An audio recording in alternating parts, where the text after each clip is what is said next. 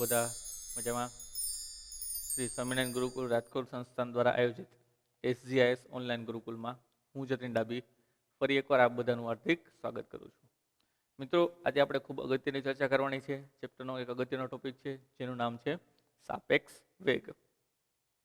સાપેક્ષ વેગનો મિનિંગ આપણે શરૂઆતની અંદર એક ખ્યાલ દ્વારા રજૂ કરેલો હતો કે સૌપ્રથમ આપણે એવું જ કીધેલું હતું, કોઈ પણ પદાર્થ પોતાનું સ્થાન સમય સાથે બદલે તો એ કોઈની સાપેક્ષે બદલતો હોય છે. એટલે આખી ગતિ જે છે મિત્રો એ સાપેક્ષ ખ્યાલ છે. એટલા માટે સાપેક્ષ વેગ જે છે એ પ્રત્યેક જગ્યાએ ઓબ્વિયસલી હોય જ છે. પણ અત્યાર સુધી આપણે જે વેગની ચર્ચા કરેલી એ તમામ વેગ આપણે કોઈ સ્થિર પદાર્થ એટલે ખુદ આપણે અથવા તો જમીનની સાપેક્ષે લીધેલા હતા. કહેવામાં આવે કોઈ કાર 40 મીટર પ્રતિ સેકન્ડના વેગથી ગતિ કરે છે, તો એ વેગ જે છે એ જમીનની સાપેક્ષે 40 મીટર પ્રતિ સેકન્ડ છે. કેમ? તો કે જમીન સ્થિર છે અને એની સાપેક્ષે કાર 40 મીટર પ્રતિ સેકન્ડના વેગથી ગતિ કરે છે. તો એવી જ રીતે બે અલગ અલગ પદાર્થો ના સાપેક્ષ વેગ કઈ રીતે શોધી શકાય એનું સૂત્ર આપણે જોઈએ. મિત્રો, વિચારી લઈએ કે તમે કોઈ એક કાર રેસ જોવા માટે જઈ રહ્યા છો. કારની રેસ. તો આ કોઈ ગાડી A છે, આ કોઈ ગાડી B છે. આનો વેગ VA જેટલો છે, આનો વેગ VB જેટલો છે. આ બંને કાર દોડી રહી છે અલગ અલગ વેગથી. આ એક આખો રેલવે એક ટ્રેક છે, કાર રેસિંગ ટ્રેક છે. એ ટ્રેકમાં બંને કાર અલગ અલગ વેગથી દોડી રહી છે. એ કારનો વેગ VA છે અને B કારનો વેગ VB છે. પણ આ વેગ તમને કેટલા હોય, કોની સાપેક્ષે આપેલા હોય? મિત્રો, તમે જોઈ રહ્યા છો, તમે સ્થિર છો, તમારી સાપેક્ષે વેગ કેટલો થાય, અથવા તો જમીનની સાપેક્ષે વેગ કેટલો થાય. તો અહીંયા VA અને VB, VA કોનો વેગ છે? કાર A નો. પણ કોની સાપેક્ષે? કાર A નો જમીનને ગ્રાઉન્ડ કહીએ. ગ્રાઉન્ડ એટલે કે જમીનની સાપેક્ષે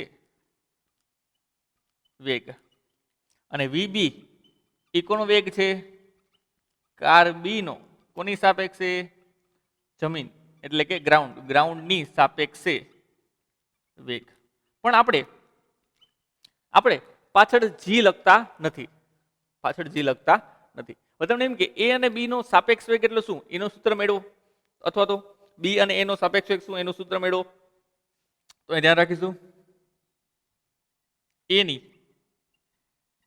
સાપેક્ષે B નો વેગ. સમજો, કોની સાપેક્ષે? A ની સાપેક્ષે B નો વેગ.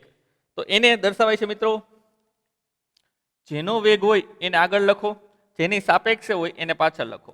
એટલે કે સાઈડમાં યાદ રાખવા માટે લખી દઉં છું V નો ની. V નો ની એટલે શું? જેનો વેગ હોય એ આગળ. ધારો કે કોનો વેગ શોધવાનો છે? B નો વેગ શોધવાનો છે, તો B આગળ. કોની સાપેક્ષે શોધવાનો છે? તો કે A ની સાપેક્ષે. તો ની સાપેક્ષે એટલે એ ક્યાં આવશે? પાછળ. V નો ની ઇઝ ઇક્વલ ટુ, સૂત્ર છે મિત્રો યાદ રાખવાનું છે, નો માઇનસ ની એટલે B નો વેગ માઇનસ A નો વેગ. આ થયું સાપેક્ષ વેગનું સૂત્ર. એટલે કે અહીંયા એવું પણ યાદ રાખીશું, V નો ની is equal to V of નો માઇનસ V ઓફ ની. જેનો વેગ હોય એ આગળ આવે, જેની સાપેક્ષે હોય એ બાદબાકી કરીને ક્યાં આવશે? પાછળ આવશે. તો આ થયો A ની સાપેક્ષે B નો વેગ. આ જ રીતે મિત્રો B ની સાપેક્ષે A નો વેગ લખવો હોય તો B ની સાપેક્ષે A નો વેગ. તો કઈ રીતે રજૂ કરીએ કાંઈ? તો કે કોનો વેગ લખવાનો છે? A નો. તો એ આવશે આગળ. કોની સાપેક્ષે? B ની પાછળ. B ની સાપેક્ષે એટલે B આવશે પાછળ.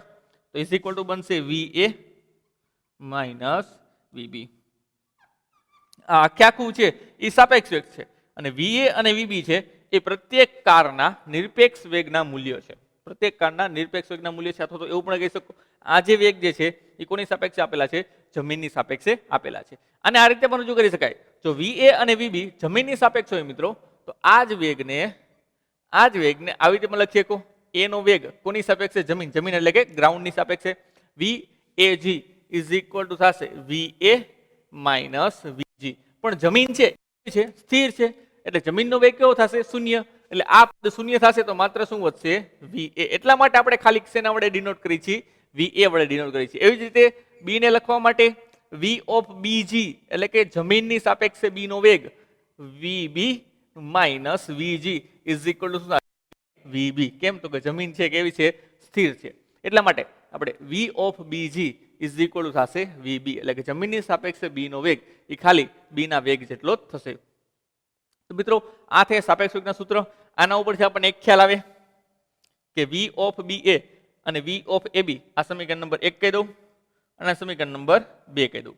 તો બંને ઉપરથી આપણને એક વસ્તુનો ખ્યાલ આવે છે કે સમીકરણ નંબર 1 અને 2 પરથી સમીકરણ 1 અને 2 પરથી આપણે આવું લખી શકીએ કે V of B A is equal to minus V of A B, એટલે કે બંનેના સાપેક્ષ વેગ પરસ્પર ઋણ મૂલ્ય દ્વારા જોડાયેલા છે.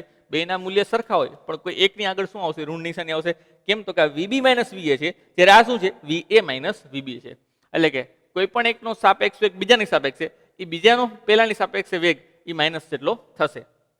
ઉદાહરણ દ્વારા સમજીએ આ વાત વિગતવાર. ચલો મિત્રો, ધારો કે કોઈ છે, કોઈ રોડ છે, એમાં કોઈ એક સાયકલ છે, આ સાયકલ છે, એક કાર છે અને એક સ્કૂટર છે.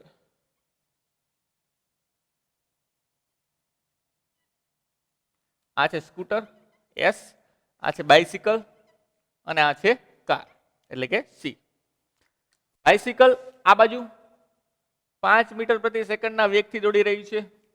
કાર આ બાજુ 20 મીટર પ્રતિ સેકન્ડના વેગથી દોડી રહ્યું છે અને સ્કૂટર આ બાજુ 10 મીટર પ્રતિ સેકન્ડના વેગથી દોડી રહ્યું છે. કેટલાના વેગથી? 10 મીટર પ્રતિ સેકન્ડ. ચલો મિત્રો, આ ત્રણ વાહનો મેં દર્શાવેલા છે. આ બાજુની ગતિની દિશાને આપણે ધન x ધારીએ, આ બાજુની ગતિની દિશા છે એને ઋણ x ધારીએ. તો બધા વાહનો મિત્રો એક જ દિશામાં દોડી રહ્યા નથી. મિત્રો ખાસ યાદ રાખજો, બધા વાહનો એક જ દિશામાં દોડી રહ્યા નથી. તો જે કોઈ પણ એક દિશા તમે ધન ના વેગના મૂલ્ય તરીકે નક્કી કરો છો, બીજી દિશા એ તમે ઋણ વેગના મૂલ્ય તરીકે નક્કી કરી શકો છો. એટલે ધારો કે પ્લસ x અક્ષની દિશામાંના વાહનનો વેગ હું ધન ધારું તો માઇનસ x અક્ષની દિશામાંનો વેગને મારે કેવો ધારવો પડશે? ઋણ ધારવો પડશે. જે પદાર્થો એક જ દિશામાં ગતિ કરતા હોય એના માટે વેગનું મૂલ્ય ધન અને તેની વિરુદ્ધ દિશા માટે વેગનું મૂલ્ય કેવું આવશે? ઋણ આવશે. મિત્રો તો અહીં લખી દઉં કે વી ઓફ બી એટલે કે બાઇસિકલનો વેગ એ +5 મીટર પ્રતિ સેકન્ડ થાય, કારનો વેગ એ થાય +20 મીટર પ્રતિ સેકન્ડ, જ્યારે સ્કૂટરનો વેગ વી ઓફ એસ એ થશે -10 મીટર પ્રતિ સેકન્ડ. ચલો હવે એકબીજાની સાપેક્ષે વેગ શોધીએ મિત્રો. પેલું લઉં છું સૌપ્રથમ કારનો સાયકલની સાપેક્ષે વેગ. ચલો આનું પેલા પદ બનાવીએ. કારનો તો જેનો હોય આગળ આવે. કોની સાપેક્ષે? સાયકલ એટલે બી, બાઇસિકલની સાપેક્ષે એ પાછળ આવશે. ઇઝ ઇક્વલ ટુ બનશે વીસી માઇનસ વીબી. વીસી ની વેલ્યુ કેટલી છે મિત્રો? 20 અને વીબી ની વેલ્યુ કેટલી છે? વીબી ની વેલ્યુ છે 5, એટલે 20 - 5 એ થશે 15 મીટર પ્રતિ સેકન્ડ. ત્યારબાદ બીજું ઉદાહરણ લઉં મિત્રો. સાયકલનો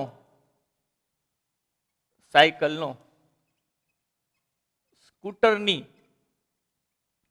સાપેક્ષે વેગ. ચલો સાયકલનો સ્કૂટરની સાપેક્ષે વેગ જેને આપણે દર્શાવી સાયકલનો હોવાથી બી આગળ, સ્કૂટરની સાપેક્ષ હોવાથી એસ પાછળ. ત્યારબાદ તો આપણને ખબર છે વીબી માઇનસ વીએસ. વીબી કેટલું મૂલ્ય છે? 5 માઇનસ વીએસ કેટલા છે? -10. તો અહીં લખવું પડશે -10, માઇનસ પ્લસ થશે એટલે 5 + 10 જેનો જવાબ આવશે 15 મીટર પ્રતિ સેકન્ડ. ત્યારબાદ ત્રીજું એક ઉદાહરણ લઉં છું. સ્કૂટરનો કારની સાપેક્ષે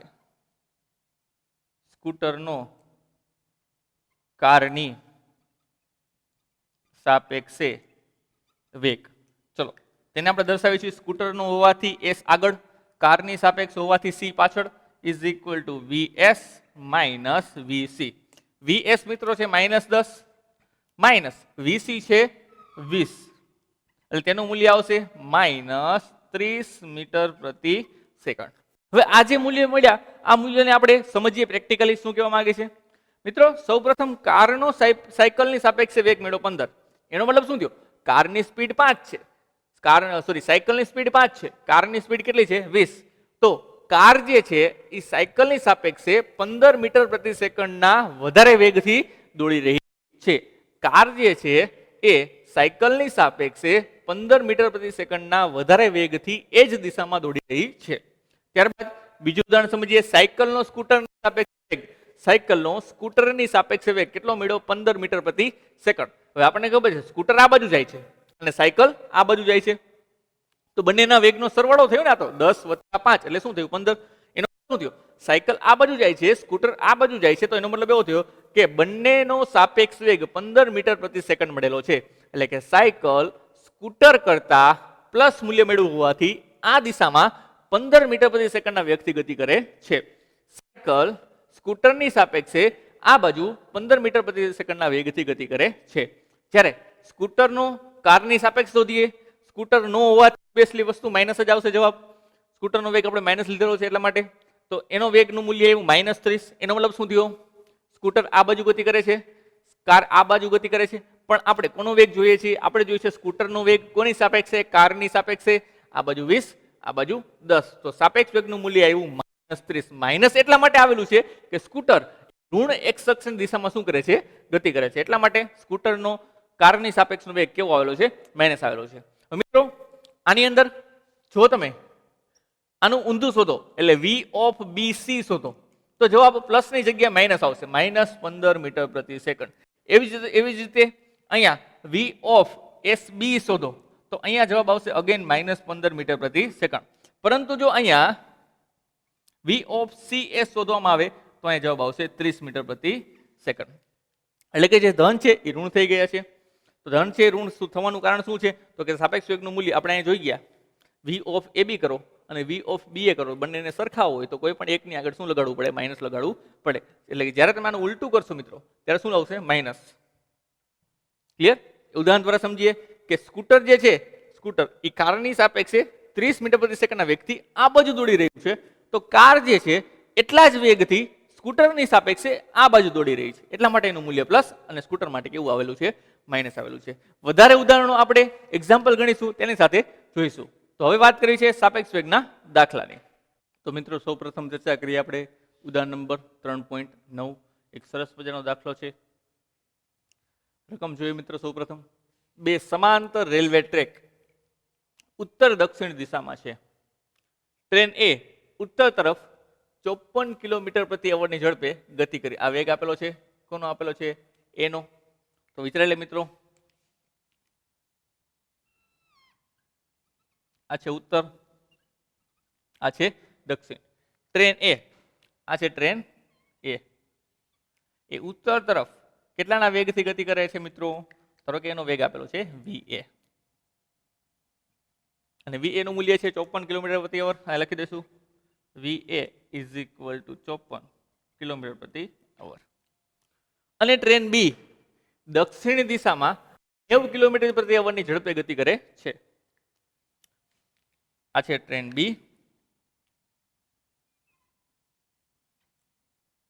એ દક્ષિણ દિશામાં કેટલાના વેગથી ગતિ કરે છે? 90 કિલોમીટર પ્રતિ અવર. હવે એ આ દિશામાં ગતિ કરે છે તો આ દિશાને આપણે ધન લઈએ, આ દિશાને ઋણ લઈએ. તો બંને પદાર્થો અલગ અલગ દિશામાં ગતિ કરે છે એટલે B નો વેગ થશે ઋણ -90 કિલોમીટર પ્રતિ અવર ની ઝડપે ગતિ કરે છે. તો A ની સાપેક્ષે B નો વેગ કેટલો હશે? સૌ પહેલો ક્વેશ્ચન, પ્રથમ ક્વેશ્ચન છે A ની સાપેક્ષે B નો વેગ. ચલો, તો કોની સાપેક્ષે છે? A ની સાપેક્ષે. કોનો? તો કે આગળ. B નો છે એટલે આગળ, જેની સાપેક્ષ હોય પાછળ. = લખાય VB - VA. VB છે મિત્રો -90 માઇનસ VA છે 54. તો અહીંયા જવાબ આવશે 9 ને 5 14 એટલે કે 144 કિલોમીટર પ્રતિ અવર. તો B જે છે B એ A ની સાપેક્ષે માઇનસ મળેલું છે એટલે દક્ષિણ દિશામાં કેટલાના વેગથી ગતિ કરે છે? 144 કિલોમીટર પ્રતિ અવરના વેગથી ગતિ કરે છે. ત્યારબાદ બીજો પ્રશ્ન વાંચીએ. પ્રશ્ન નંબર B. B ની સાપેક્ષે જમીનનો વેગ. મિત્રો પ્રશ્ન સમજજો. બી ની સાપેક્ષે કોનો વેગ છે? જમીનનો વેગ શોધવાનો છે.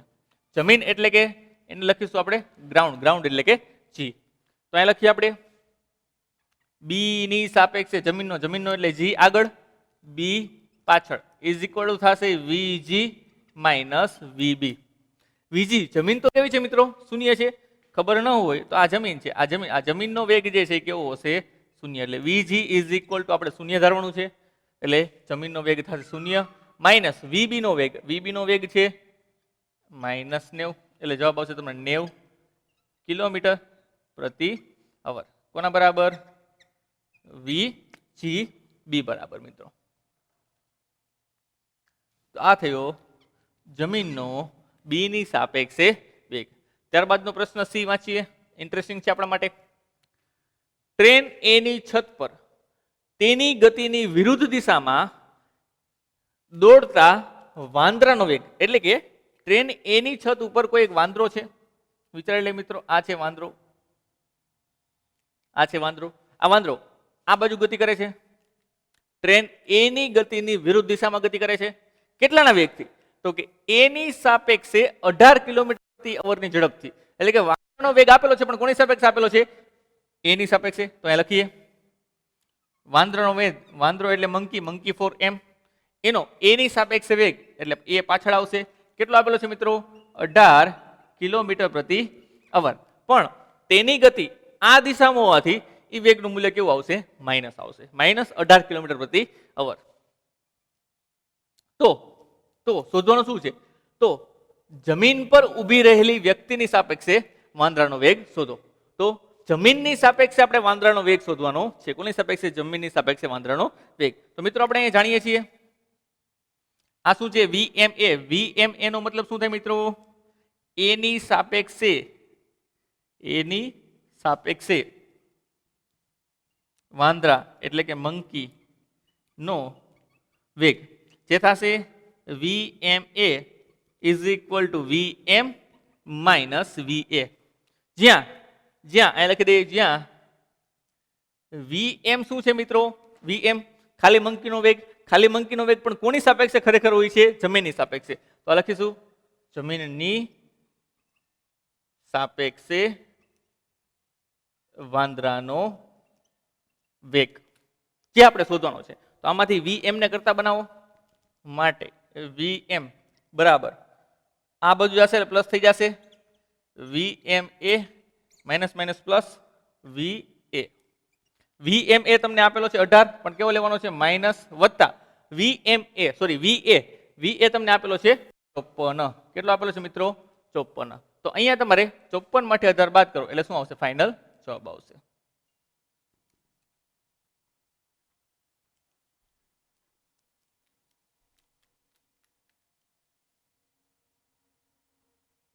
ચલો, તો અંતિમ જવાબ આવશે 8 ને 6 14 એટલે 26 ને 36 કિલોમીટર પ્રતિ અવર. 54 માંથી 18 બાદ કરો એટલે શું આવશે? 36 કિલોમીટર પ્રતિ અવર.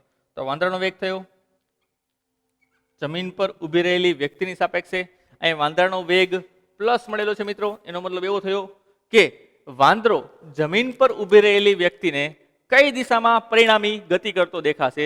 તો કે એ પરિણામી ગતિ કરતો દેખાશે આ બાજુ, એટલે કે એની ગતિની દિશામાં. આવું કેમ થશે?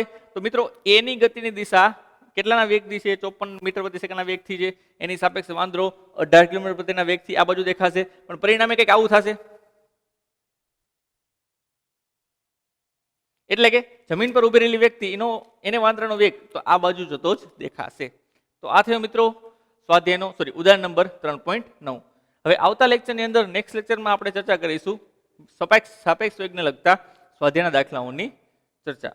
તો મિત્રો આજના લેક્ચરમાં અહીંયા સુધી રાખીએ, મળીએ નેક્સ્ટ લેક્ચરમાં. ત્યાં સુધી જય સ્વામિનારાયણ.